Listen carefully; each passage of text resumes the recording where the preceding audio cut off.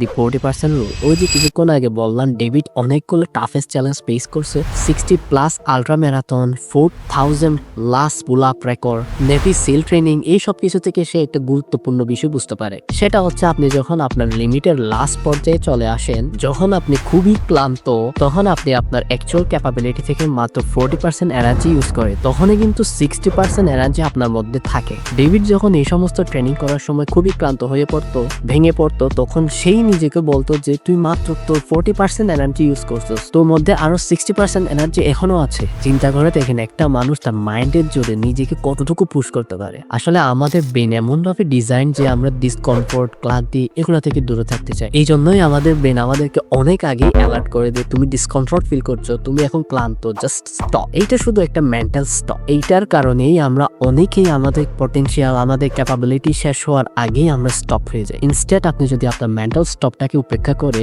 আপনার সর্বোচ্চ পটেনশিয়াল দিয়ে কাজ করে যান, তাহলে আপনি এমন সমস্ত কাজ কমপ্লিট করতে পারবেন যেগুলো হয়তো আপনি একসময় ইম্পসিবল মনে করতেন। যেইটার দমে ডেভিড 1 মাইল থেকে 2 মাইল, 2 মাইল থেকে 3 মাইল, এইভাবে 3 মাইল থেকে এখন 100 মাইলের আলট্রা ম্যারাথন রান করে।